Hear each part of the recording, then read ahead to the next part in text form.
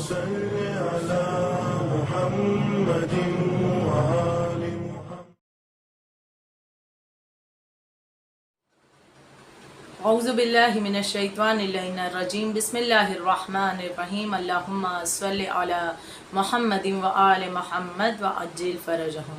محترم ناظرین، السلام علیکم ورحمۃ اللہ وبرکاتہ.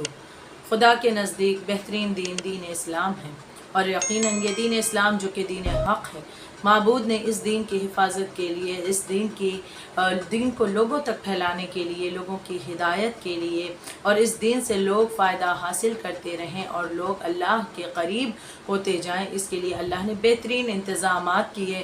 اس نے انبیاء کرام کو بھیجا تاکہ وہ اس دین کی حفاظت کرتے ہوئے اس دین کی تبلیغ کریں. پھر اس کے بعد انبیاء کرام اللہ نے ائمہ طاہرین علیہ السلام کے سلسلے کو جاری رکھا، اور ائمہ طاہرین وہ ہستیاں کہ جنہوں نے اس دین اسلام کے لیے اس قدر قربانیاں دی ہیں کہ ان قربانیوں کو کبھی فراموش نہیں کیا جا سکتا. اگر بات قربانی کی جائے کہ اس دین کی بقا کے لیے، اس دین کو بچانے کے لیے، وہ دین جو کہ دین حق ہے، وہ دین جو کہ انسانیت سکھاتا ہے، وہ دین جو کہ محبت سکھاتا ہے، اس دین اسلام کی حفاظت کے لیے اس ہستی کو ہم کیسے فراموش کر سکتے ہیں کہ جن کے دم سے، جن کی قربانیوں کی وجہ سے آج یہ دین، آج یہ اسلام ہم تک پہنچ پایا ہے. یقیناً اس ذات گرامی پر سلام ہو ہمارا جو کہ حسین ابن علی ہیں. ہمارے امام حسین علیہ السلام نے اس دین کو اس طرح سے لوگوں تک پہنچایا ہے کہ وہ دین کی شکل صورت کی جو یزید نے چاہا تھا کہ اسے بگاڑ دے اور اسے برباد کر کے لوگوں کے سامنے پیش کرے، امام حسین علیہ السلام نے اس دین کے لیے اپنی قربانیاں اس طرح سے خدا کی راہ میں پیش کی ہیں کہ اس دین کو بھی بچا لیا اور اس دین کو اصلی اس کی خوشبو کے ساتھ رہتی دنیا تک کے لیے قائم کر دیا. لیکن مولا حسین علیہ السلام کی قربانی ہم جانتے ہیں کہ 10 محرم کو امام حسین علیہ السلام کی شہادت ہوتی ہے 61 ہجری میں. لیکن یہ معرکہ ابھی اور بھی بہت سے ایسے مراحل ہیں جو طے کر پانا باقی تھا. امام حسین علیہ السلام کی قربانی کے بعد اس دین کی بقا کے لیے ایک ایسی عظیم شخصیت اٹھی کہ جنہیں شریکۃ الحسین کہا جاتا ہے. وہ عظیم ہستی کہ جن کے کارنامے صفحے تاریخ پر لکھے ہوئے ہیں، کہ وہ عظیم ہستی کہ جو مولا حسین کے ساتھ ساتھ رہیں، نہ صرف زندگی میں بلکہ بعد حسین بھی امام حسین علیہ السلام کے مقصد کو لوگوں تک پہنچایا ہے. سلام ہو جناب زینب سلام اللہ علیہا پر. ناظرین، جناب زینب سلام اللہ علیہا کی شہادت کے اعتبار سے آج یہ ذکر کر رہے ہیں کہ بے شک وہ ہستی کہ جو شریکۃ الحسین کہلائیں، علم ایسا کہ عالمہ غیر معلمہ کہلائیں، شریکۃ الحسین ایسی کہ نہ صرف زندگی میں مولا حسین کے ہر غم میں شریک رہیں، ہر مارکے میں شریک رہیں، بلکہ بعد حسین یہ جو اہم مرحلہ کربلا کا تھا، یہ جو قربانی کربلا کی تھی جسے مولا حسین علیہ السلام نے مکمل کیا ہے، اپنا خون دے کر کے اسے سینچا ہے، اپنے عزیز و اقربا کی میتوں کو اٹھایا، ان کی شہادت کو اپنی نگاہوں کے سامنے دیکھا، وہ قربانیاں دی ہیں کہ جو کسی انسان کی بس کی بات نہیں. بہت ہی کتنا بھی ایک مضبوط انسان کیوں نہ ہو، لیکن ایک دن میں اتنے جنازے اٹھا پانا کسی کے لیے ممکن نہیں ہے. ایسی نظیر، ایسی مثال مولا حسین کے علاوہ کہیں نہیں پائی جاتی. لیکن جب 10 محرم 61 ہجری کو مولا حسین اپنے عزیز و اقربا، اپنے دوستوں، اپنے احباب، اپنے بھانجے بھتیجوں کے ساتھ شہید ہو گئے، اب اس کے بعد پھر بھی یہ قافلہ باقی ہے، وہ قافلہ باقی ہے جس میں صرف مردوں میں امام زین العابدین علیہ السلام اور امام محمد باقر علیہ السلام باقی، اور امام باقر علیہ السلام جو کہ بہت چھوٹے تھے اس وقت، اور عورتیں مستورات ہیں جو کہ ہم بارہا پڑھتے بھی ہیں اور سنتے بھی رہتے ہیں کہ کس طرح سے اسرا کو در بدر پھرایا گیا اور کس طرح سے اس قافلے کو تاراج کیا گیا، کتنی اذیتیں دی گئیں، کتنی سختیاں انہوں نے برداشت کی. لیکن بعد حسین جناب زینب کا کردار ایک ایسا ہے کہ جنہوں نے اس پورے قافلے کو ہمت دی ہے. نہ صرف اس قافلے کو ہمت دی ہے بلکہ شریکۃ الحسین نے اس مقصد کو بھی مکمل کیا جو مولا حسین علیہ السلام جسے مکمل کرنا چاہتے تھے، اور اپنی زندگی میں 10 محرم سن 61 ہجری کی اس قربانی کے ساتھ ساتھ آپ نے مکمل کیا۔ لیکن اگر بعد شہادت حسین جناب زینب نہ ہوتی تو یہ مقصد حسینی ادھورا رہ جاتا۔ یہ مقصد یعنی دین اپنی اصل رنگ روپ کے ساتھ، جیسا رسول اللہ صلی اللہ علیہ وآلہ وسلم چاہتے تھے، جس طرح سے انہوں نے دین پہنچایا، اسی شکل میں یہ دین لوگوں تک پہنچے۔ اس میں کوئی یزید، کوئی ایسا حاکم اس میں رد و بدل نہ کر سکے، اس لیے مولا حسین نے یہ قربانیاں دی تھیں۔ لیکن اب بعد شہادت حسین یہ ذمہ داری جناب زینب کے کندھوں پر ہے۔ جناب زینب نے اس مقصد کو پورا کیا ہے، اس دین کی حفاظت کی ہے، نہ صرف اس دین کی، انسانیت کی حفاظت کی ہے۔ ایک اہم مقصد حسینی امر بالمعروف اور نہی عن المنکر، جناب زینب سلام اللہ علیہ نے اس مقصد کو بھی مکمل کیا ہے۔ اگر ہم تاریخ کا جائزہ لیں تو ہم پاتے ہیں کہ شہادت امام حسین کے بعد 10 محرم 61 ہجری کے بعد اسیران اہل حرم، جو کہ یقیناً بلا شک و شبہ بہت زیادہ غمزدہ ہیں، بہت زیادہ غموں میں مبتلا ہیں، اور ایک تازہ مصیبت ہر روز انتظار کرتی ہوئی نظر آتی تھی۔ ایک انسان پر اتنے مصائب پڑے تو اس انسان کا ذہن کام نہیں کرتا، اسے سمجھ میں نہیں آتا کہ وہ کیا کرے، آگے کے لیے کیا سوچے، اسے کیا کچھ کرنا ہے۔ لیکن ایسے عالم میں بھی جناب زینب سلام اللہ علیہ نے اپنے بھائی کے مقصد کو زندگی بخشی ہے، اور اس مقصد کو اس طرح سے بخوبی انجام دیا کہ قیدی بنی ہیں اور اسیر ہیں، در بدر اس قافلے کو پھرایا جا رہا ہے، لیکن اس کے باوجود بھی جناب زینب سلام اللہ علیہ نے جیسے جیسے جہاں جہاں وقت ملتا رہا، جناب زینب نے اس دین کی تبلیغ کی ہے۔ ہم جناب زینب کے اگر خطبوں کا جائزہ لیں تو پاتے ہیں کہ کس طرح سے جناب زینب سلام اللہ علیہ نے اپنے خطبوں کے ذریعے سے انقلاب پیدا کر دیا کہ جب یہ قافلہ کوفہ لایا گیا، کوفہ میں لوگ تماشا دیکھنے کے لیے اکٹھا ہیں، لیکن اس تماشائی مجمع کو جو کہ خوشی کا اظہار کرنے آئے تھے، جناب زینب نے ایسا خطبہ دیا ہے وہاں پر کہ یہ تمام کا تمام مجمع کی تاریخ گواہ ہے کہ اس کے بعد جب پلٹا ہے اپنے گھروں کو تو روتا ہوا۔ یہی نہیں بلکہ آگے بھی جہاں جہاں موقع ملتا رہا، جناب زینب سلام اللہ علیہ اپنے خطبات کے ذریعے سے لوگوں کے ضمیر کو جھنجھوڑتی، لوگوں کو جگانے کی کوشش کرتی۔ اور اگر بہت سے افراد ایسے بھی تھے کہ جنہیں مولا حسین علیہ السلام کی شہادت کے بارے میں پتہ ہی نہیں تھا، خبر نہیں تھی، تو جب یہ قافلہ کربلا سے چلا، کربلا سے کوفہ، کوفہ سے شام، ایک طویل سفر تھا، اس پورے سفر میں جناب زینب سلام اللہ علیہ نے بہت سے ایسے لوگ بھی تھے کہ جنہیں نہیں خبر، نہیں اطلاع کہ کربلا میں کیا کچھ گزرا، جناب زینب کربلا کے واقعات سے انہیں آگاہ کراتی۔ ہم ایک مرتبہ اگر تصور کریں کہ کوئی اس قدر غمزدہ ہو کہ ابھی کچھ دنوں پہلے ہی اس کی نگاہوں کے سامنے بھرا گھر اجڑ جائے، جس بھائی سے اس قدر محبت کرتی تھی وہ بھائی نگاہوں کے سامنے شہید کر دیا جائے، لیکن پھر اس بی بی کے دل کا عالم کیا ہوگا کہ جس نے اپنے بچوں کو بھی وقت کے امام پر، اپنے بھائی پر قربان کر دیا، لیکن اون و محمد کے جب جنازے آئے، جناب زینب مولا حسین علیہ السلام کے سامنے نہ روئیں، نہ تڑپیں، بلکہ اس طرح سے ضبط کیا ہے کہ کہیں میرے بھیا کو یہ فکر نہ ہو جائے کہ زینب کس قدر غمزدہ ہو گئی بچوں کے مرنے پر۔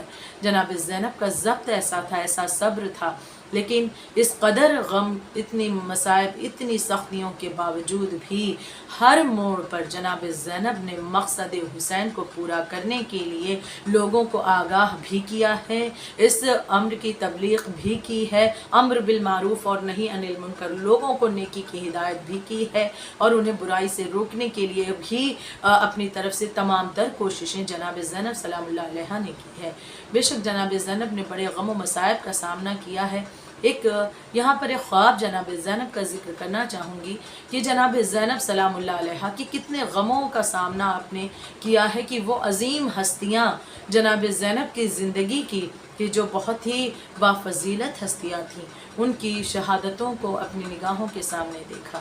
ایک خواب کہ جب جناب زینب بہت چھوٹی تھیں اور ایک روز جناب زینب سلام اللہ علیہ اپنے نانا رسول عربی حضرت محمد مصطفیٰ صلی اللہ علیہ وآلہ وسلم کے پاس آئیں اور کہنے لگیں کہ نانا جان، میں نے ایک خواب دیکھا ہے، اس خواب نے مجھے بڑا پریشان کر دیا، नाना ने ख्वाब पूछा कि बेटा बयान करो कि क्या देखा है। जनाब ज़ैनब ने बयान करना शुरू किया, नाना जान मैंने ख्वाब देखा कि एक तेज़ आंधी चल रही है और उस तेज़ आंधी में बड़ी तेज़ हवाएं हैं, काली हवाएं हैं जो मुझे यहाँ से वहाँ उड़ाए हुए फिर रही हैं। और तभी उस तेज़ हवा में, तेज़ आंधी में नाना जान, उस ख्वाब में मैंने देखा कि मुझे एक दरख्त नज़र आया। मैंने उस दरख्त का सहारा लेने के लिए उस दरख्त को पकड़ा, लेकिन कुछ ही देर के बाद या नाना जान वो दरख्त अपनी जड़ से उखड़ गया। नाना फिर मैंने देखा कि उसकी शाखें हैं। मैंने उस दरख्त की एक शाख को थाम लिया कि मैं इस हवा से बच जाऊं, लेकिन नाना मैंने देखा कि वो शाख भी टूट गई। कुछ देर के बाद मैंने दूसरी शाख को थामा, लेकिन नाना जान वो शाख भी टूट गई। और उसके बाद नाना जान मैंने 2 मिली हुई शाखों को देखा। अब उन 2 मिली हुई जुड़ी हुई शाखों को जब मैंने पकड़ा, कुछ देर के बाद नाना जान मैंने पाया कि वो शाखें भी टूट गईं। नाना जान मैंने इस ख्वाब को देखा, मैं बहुत परेशान हूँ, आप इस ख्वाब की ताबीर मुझे बयान कर दें। एक मर्तबा रसूलुल्लाह ने जनाब ज़ैनब अपनी नवासी को अपने गले से लगाया और कहा, बेटा इस ख्वाब की ताबीर ये है कि वो जो तुमने तेज़ हवाएं देखी हैं ये ज़माने की बेवफ़ाई की हवाएं होंगी, और जब ये हवाएं तेज़ चलेंगी लोगों की बेवफ़ाई की, लोग अपनी निगाहों को हम अहले बैत की तरफ से, मोहम्मद वाले मोहम्मद की तरफ से फेर लेंगे। उस वक्त तुमने जब देखा कि एक दरख्त नज़र आया और उस दरख्त को तुमने मजबूती से थामा, वो दरख्त कुछ और नहीं बल्कि तुम्हारा नाना है। लेकिन ऐ मेरी नवासी, ऐ मेरी ज़ैनब, एक वक्त वो भी आएगा कि जब मैं भी इस दुनिया से सफ़र आखिरत करूँगा, लिहाजा तुमने उस दरख्त को उखड़ते हुए देखा, जिस शाख को तुमने पकड़ा था कि जिसका सहारा तुम लेना चाहती थी, लेकिन कुछ देर के बाद वो शाख टूटी हुई नज़र आई, वो कुछ और नहीं बल्कि तुम्हारी वालिदा मेरी बेटी फ़ातिमतुज़ ज़हरा होगी, कि जो मेरी शहादत के चंद रोज़ के बाद उनकी भी शहादत हो जाएगी और वो भी इस दुनिया से सफ़र खुल्द करेंगी, तुम उनसे भी जुदा हो जाओगी। दूसरी शाख जो तुमने देखी वो कुछ और नहीं बल्कि उससे मुराद तुम्हारे बाबा अली मुर्तज़ा हैं। एक वक्त वो भी आएगा कि बाप का साया भी तुम्हारे सर से उठ जाएगा। और जो 2 मिली हुई शाखों को तुमने देखा ये कुछ और नहीं तुम्हारे भाई हसनैन करीमैन हैं। हसनैन अलैहिमुस्सलाम के इमाम हसन भी एक वक्त आएगा कि उन्हें जहर दिया जाएगा और वो तुमसे जुदा हो जाएंगे। और एक वक्त वो भी आएगा कि जब तुम्हारा भाई हुसैन तुमसे रुखसत हो जाएगा। ऐ मेरी लाल, उस वक्त तुम तन्हा रह जाओगी, हम में से कोई बाकी ना होगा जो तुम्हारे पास। जनाब ज़ैनब ये ख्वाब सुनकर रोने लगी, गिरिया करने लगी। नाजरीन, ये ख्वाब यकीनन हकीकत में पेश आया कि जनाब ज़ैनब ने हर एक का गम उठाया है। नाना का गम भी जनाब ज़ैनब ने देखा, अम्मा का गम भी जनाब ज़ैनब ने देखा, बाबा का ज़ख्मी सर और फिर बाबा की शहादत भी जनाब ज़ैनब ने देखी। इमाम हसन अलैहिस्सलाम के कलेजे के टुकड़े भी जनाब ज़ैनब ने देखे हैं। और उसके बाद इमाम हुसैन अलैहिस्सलाम की शहादत को भी जनाब ज़ैनब ने बर्दाश्त किया है, सब्र किया, ज़ब्त किया है। सलाम हो उस अजीम हस्ती पर जो कि आलिमा गैर मौलमा हैं, जो कि शरीकतुल हुसैन हैं, जो कि ज़ैनब हैं, यानी कि अपने बाप की जीनत है। वो साबिरा बीवी कि इतने गम व मसाइब के बाद भी जब क़ैद व बंद और दर बदर फिराया जाना, हर एक मसाइब, हर एक मजालिम को देख रही हैं, हर एक पर आपने सब्र किया है, ज़ब्त किया है। बेशक जनाब ज़ैनब क़ैद व बंद की मुसीबतों को भी बर्दाश्त करती रही। एक वक्त वो भी आया नाज़रीन कि जब जनाब ज़ैनब और दीगर ख़वातीन जो अहले हरम बच गए थे उन्हें रिहाई मैसर हुई, लौट कर वतन अपने वापस आई हैं। यहाँ पर वतन तो वापस आ गई लेकिन अपने भैया को याद करके बहुत रोया करती थी। जनाब ज़ैनब अपने भैया को याद करके इस कदर गिरिया करती थी कि मदीने की औरतें अक्सर व बेशतर आकर आपसे करबला के वाक़यात पूछती थीं। आप अपने ज़ख्मों को भूल जाती थीं लेकिन अपने भाई के ज़ख्मों को फरामोश नहीं कर पाती। और एक मरतबा चंद औरतें आपके पास इकट्ठा थीं और कहने लगीं कि या शहज़ादी, आप हमेशा करबला की दास्तान बताती हैं, हर ایک کے زخموں کا ذکر کرتی ہیں. کیا کوئی ایسے زخم ہے جن کی اذیت آج بھی آپ کو پریشان کرتی ہے؟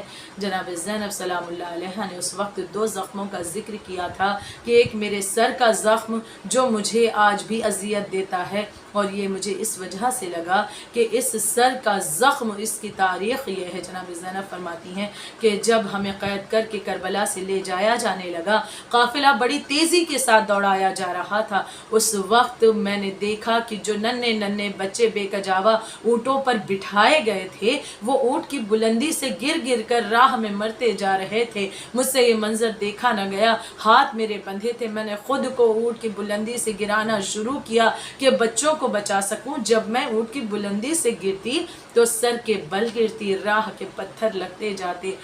ناظرین، ہم تصور کریں کہ جب اس قدر بلندی سے جناب زینب گریں، سر پر جو زخم لگا وہ بھرنے بھی نہیں پاتا تھا کہ کبھی کچھ ایسے بھی علاقے تھے کہ جہاں سے گزر ہوتا تو لوگ پتھروں کی بارش کرتے، انہیں زخموں پر اور زخم لگتے جاتے. کوئی گرم پانی اپنے چھتوں سے پھینکتا، اس زخم پر اور زیادہ زخم لگتے جاتے. کوئی آگ برساتا، زخم ٹھیک نہ ہونے پاتا. دوسرا زخم جناب زینب فرماتی ہیں میرے چہرے کا زخم کہ وہ اس طرح سے لگا کہ جب خولی ملعون نے 10 محرم کو جناب زینب کی ردا کو چھیننا چاہا.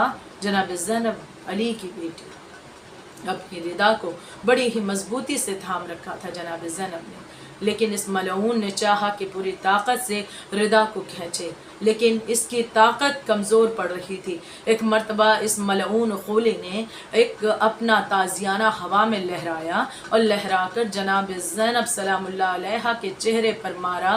جناب زینب فرماتی ہیں میں تڑپ کر رہ گئی، میرے چہرے کی جلد اس تازیانے میں ایسا محسوس ہوتا تھا کہ لپٹ کر رہ گئی ہے. گرفت ڈھیلی پڑی اور اس ملعون نے ردا چھین لی.